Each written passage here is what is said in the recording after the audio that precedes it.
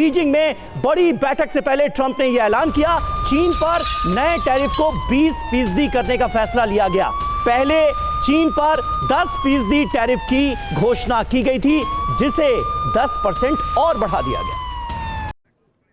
अब खबर अमेरिकी टैरिफ पर चीन के पलटवार के लिहाज से भी समझिए, क्योंकि चीन ने अमेरिका से आयात पर 10 से 15% कस्टम ड्यूटी बढ़ाई है और अमेरिका से आयात पर 10 मार्च से बढ़ा हुआ टैरिफ लागू करने की भी बात कही है। अमेरिका ने चीन से आयात पर जिस तरीके से टैरिफ पर दर बढ़ाकर 20% कर दी है, ये समझना इस लिहाज से जरूरी है समीर कि आखिर किस तरीके से ये टैरिफ वॉर आने वाले वक्त में और ज्यादा भड़कने के संकेत दे रही है।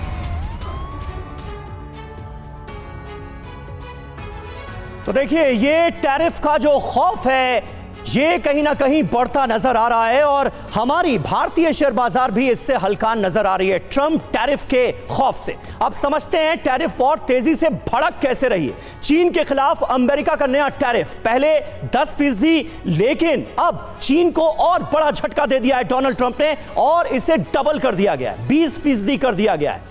कोयले की अगर बात की जाए तो 15%, क्रूड ऑयल 10% टैरिफ उस पर लगाया गया है। बड़े इंजन वाली कारों पर भी 10% टैरिफ लगाने की बात कही गई है। तो चीन को बहुत बड़ा झटका देते हुए नजर आ रहे हैं डोनाल्ड ट्रंप। 10% टैरिफ की पहले उन्होंने घोषणा की थी, लेकिन अब 20% इसे कर दिया गया है।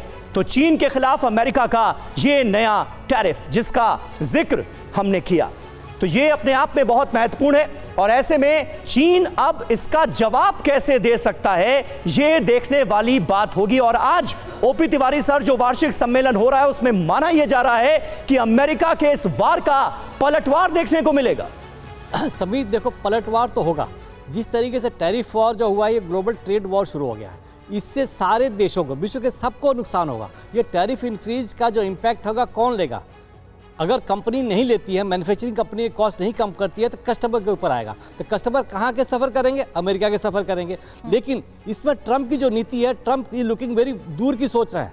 शॉर्ट टर्म में तो अमेरिका में भी क्या जीडीपी कम होगा, इन्फ्लेशन बढ़ेगा, लेकिन लॉन्ग टर्म में जो सोच रहे हैं कि हमें मैन्युफैक्चरिंग कैपेसिटी बढ़ानी है, जो पिछले 10-15 साल से डाउन बहुत नीचे चली जा चुकी है। तो अगर लंबे टर्म में अगर ये बिल्कुल सडन डिसीजन, मजबूत डिसीजन लिया हुआ है, हो सकता है अमेरिका आगे कुछ बढ़े, क्योंकि अमेरिका की भी आर्थिक स्थिति उतनी अच्छी नहीं है। जहाँ तक चीन का सवाल है, चीन की जो मैन्युफैक्चरिंग होगी कम होगी, हो सकता है कि वहाँ की जो कंपनियाँ हैं मैन्युफैक्चरिंग अपना किसी और देश में ले जाए ताकि उनका टैरिफ का असर कम हो। लेकिन ये जो चाइना में इमीडिएट असर जो है, चाइना का वर्कफोर्स में अनएम्प्लॉयड हो जाएगा, जितने मार्केट जितना बढ़ेंगे और अमेरिका नहीं खरीदेगा तो कहाँ पर जाएगा? तो अमेरिका के ऊपर, मैन्युफैक्चरिंग के ऊपर बहुत ज़्यादा असर पड़ेगा। बाई फॉल्ट चाइना का ज़्यादा होगा। अमेरिका का तो नुकसान हो रहा है, लेकिन चाइना का ज़्यादा नुकसान होगा। तो चाइना अंदर से ज़्यादा खुलखुलाया हुआ है और चाइना को काउंटर करना पड़ेगा। ये अपने टैरिफ बढ़ाएंगे ही और इनकी बड़ी कंपनियाँ हो सकती है कि साउथ ईस्ट एशियन कंट्री में कहीं मैन्युफैक्चरिंग ये शिफ्ट करें।